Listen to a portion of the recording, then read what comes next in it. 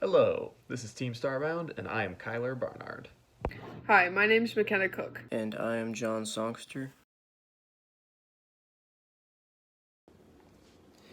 The goal for this project was to create and build measurement systems for measuring distance and temperature using sensors and the Arduino platform. And most of the testing will be for the calibration of the systems. Each group is also responsible for doing their own programming, and some of the requirements for each system is for the temperature measurement system, it has to be 0 to 100 degrees Celsius and a resolution of 0.5 degrees Celsius or less, a digital display system, and for the contactless distance measurement system, the medium is air, a range of 5 to 50 centimeters, and a dial display using a servo motor.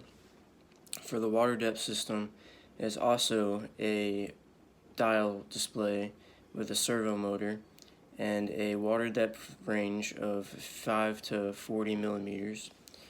And some of the required lessons that we had to do were 11, 13, 14, and 21, which were provided to us.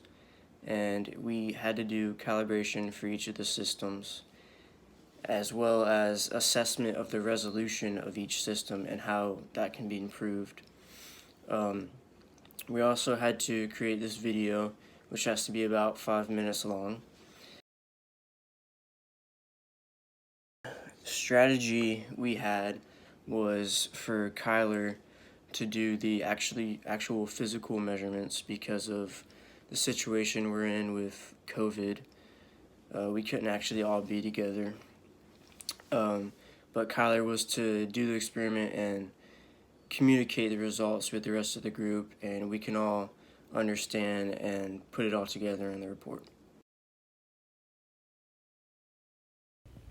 Alright, my turn to talk about the design steps of our project. In terms of general issues, we only had a couple, one of which was just that the Arduino only connected with this port on my laptop, causing a little bit of frustration day one, but not a lot else, and the other one I'll talk to once I get to the water level sensor. First, I want to cover the thermal sensor though, because the thermal sensor is one of the first ones we did, and what decided our system for the other two.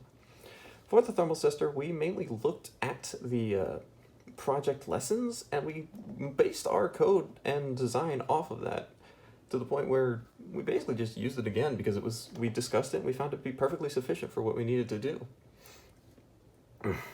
There were very little issues with the thermal system itself, and we were able to quickly move on and take this process that we used here of adapting the project lessons into the next systems, which were the water and the distance systems. The distance systems we had very little problems with. Here's our circuit diagram, modified a bit, as you can see from the lesson, to add in the servo. I'm sorry for my crude drawings. And here is the water level diagram. Same thing, adding a servo to the basic lessons. The distance sensor we didn't have many issues with. This was our calibration setup. It was pretty simple. All our numbers came back a little bit off, but that was covered in the errors. The water system, though, however, gave us a little bit more of a problem due to the difficulties of trying to hold the sensor and a ruler to measure its depth at the same time.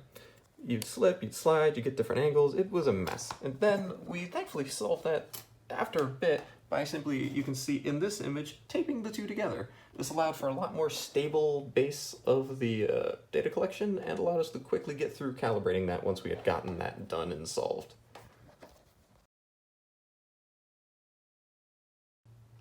Alright, my turn to talk about the calibration steps we took for each system. I'm going to be going in the same order I did earlier to start with the thermal system. Now, for the thermal system, we needed 3 points, and we decided that 3 points we would have that we could know consistently would be melting ice, which should be consistently 0 degrees Celsius, and then room temperature, which at the time of me taking the calibration steps was 74 degrees, and we had that on a wall monitor. And then finally, for our third point, we used the pinch together fingers of me. And we needed a way to know what the temperature of that was, so in our process we got another thermometer and we tested it a few times and found what the nominal value was when I had pressed them together my fingers. So we had the ice bag, put it on the thermistor, that got our 0 point. We let the thermistor open to the air, that got our room temperature point, and then I pinched the thermistor between my fingers for a while, and that gave us our third higher point. Moving on from there, our calibration steps for the distance sensor were pretty simple. We had set up all of the walls in the rooms we had didn't have flat bottoms. They had decorative bottoms that weren't curved and such and very annoying to work with. So we made our own end stop using a notebook. This also allowed us to have the end of the ruler go slightly under it so that the measurement started at the cover of the notebook, which was handy.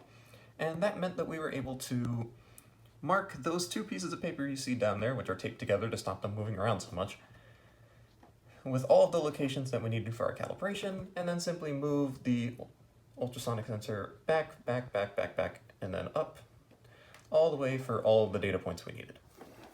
Finally, for the calibration steps for the water sensor, using the taped together ruler and sensor combination I showed you earlier, we simply took a cup, normal plastic cup, filled it very close to the top of the water so that way we could see where the depth actually was and didn't have to peer down into it, which could cause errors with just angles and water reflections. And we simply did the same thing as the ultrasonic sensor, started at the very minimum readout that we could get, and then moved all the way down to the maximum, and then moved all the way back up. And that's how we did calibration for all three systems.